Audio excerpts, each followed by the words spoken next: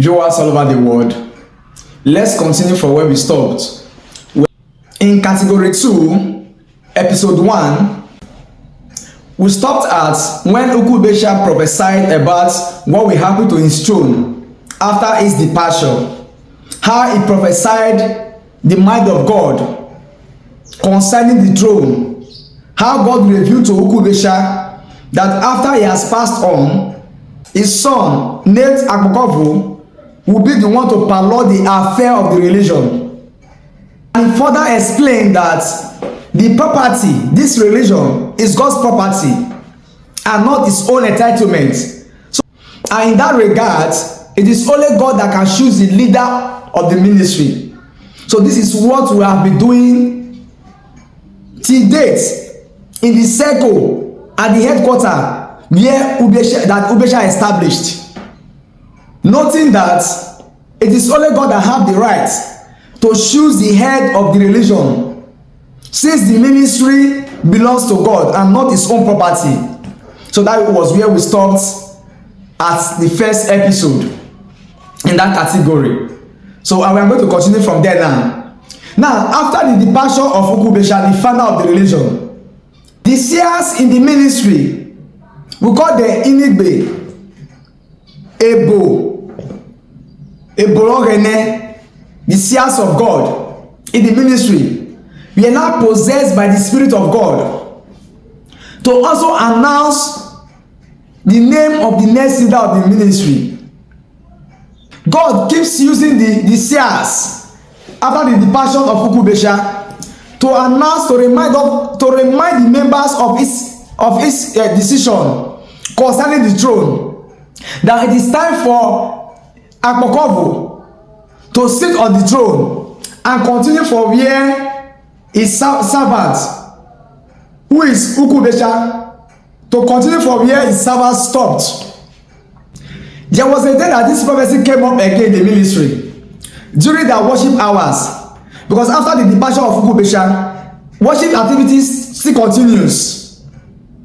So during one of their service, the prophetess of God was possessed by the Spirit of God again to remind the members and the chosen one about the throne. This was when Prince Akpokovu stepped out and announced to the religion that he is too young to parlor the affair of the ministry. This is because the ministry was very big at that time. Every member of Igbo religion that you can think of belongs to Ubiesha. They were all followers of Ubiesha, both young and old. And the population was much.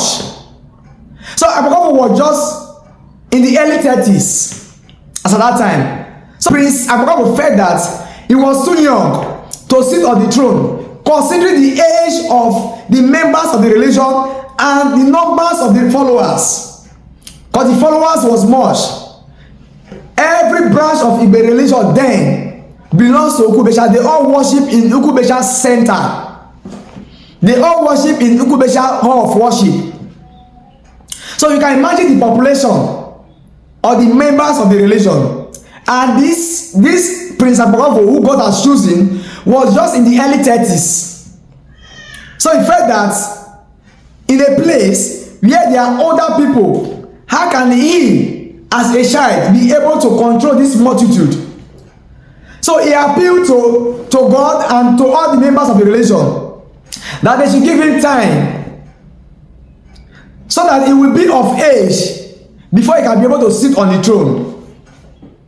After this appeal, God continued to bring the message that his throne can never be vacant. This prompts Prince Akpokovu appoints Honori Akpobome to sit on the throne, pending when he will be of age to carry out the responsibility of the throne. After this declaration, they fixed a date to install Honori Akpobome.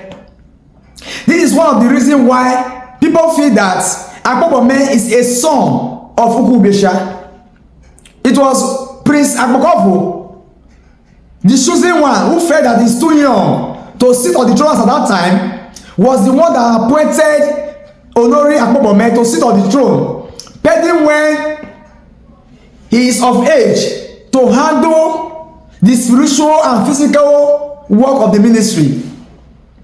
So Prince Akpobome was now appointed and installed as Uku after the departure of Ubiesha, the founder of the religion. In my previous video, I've explained how Akpobome became an Uku in the ministry. There was a song by one popular Urobo musician named Ogute, who made an attempt to tell the history of Ubiesha, and also went further to list the number of Ubiesha's children. But unfortunately, he did not consult before that recording. That was why everything in that video, in that cassette, are all wrong. That was how he passed on wrong information to the public, measuring Akpobome as a son of Ubiesha, also citing that Akpokofo is the first son of Ubiesha and Iboje is the second son of Ubiesha. These are all wrong informations that they are brought to the public. So it's advisable that whenever you want to talk anything about this ministry, about Ubiesha, the founder of the religion, you have to come to the headquarters, to the roots, to ask questions. Being that Akpobome was the one to sit on the throne after Ubiesha, Ogute now assumed that Akpobome is a son of Ubiesha, unknowing to him that Akpobome is the first prince of Ubiesha, who was appointed by the chosen one, Akpokofo. Like I've said in my previous video, Ubiesha passed on in around 1926, and Akpobome ascended the throne in 1929. In 1929, that was when Akpokofo appointed Akpobome. The throne of Ubiesha was left vacant for 3 years, for 3 good years, before Prince Akpokofo appointed Akpobome as the Uku Supreme. It was in these 3 years that prophecies were coming from all over the world, from members and non-members of the religion, asking the chosen one to sit on the throne, who felt that he's too young to lead the multitude of followers that Ubiesha left behind. So Akpokofo appointed Uku Akpobome, Olori Akpobome, who later became an Uku, and Uku Akpobome now sat on the throne in 1929. A backward calculation will reveal that the throne was vacant for 3 years, from 1926 that Ubiesha passed on till 1929 that Akpokofo appointed Akpobome as the Uku Supreme. So Uku Akpobome now sat on the throne. And there's one thing that people don't know. Whenever God chooses you, whenever God sends you a message, God always equip you the knowledge to carry out the possibility that God has brought before you. God will give it to you. And whenever somebody is being appointed, if that person is not chosen by God, you will not have deep knowledge to do the things of God, because the things of God are things of the spirit. The work of this religion is a spiritual work that when you are not choosing, you cannot be able to carry out the spiritual work that is involved in this ministry. So Akpobome, who is just appointed, who was appointed, did not have the spiritual knowledge to lead the people. The laws that Ubiesha has established for us to follow, whether you are the Uku Supreme or not, or a member of the religion, you are to abide by it. And it happens that Uku Akpobome, who was appointed, could not abide by the laws of the religion. That was how he passed on. I have dropped a video concerning how Uku Akpobome passed on this platform. So if you want to know how Uku Akpobome passed on, go back to our previous video. You will see a lot of teachings on how Uku Akpobome passed on.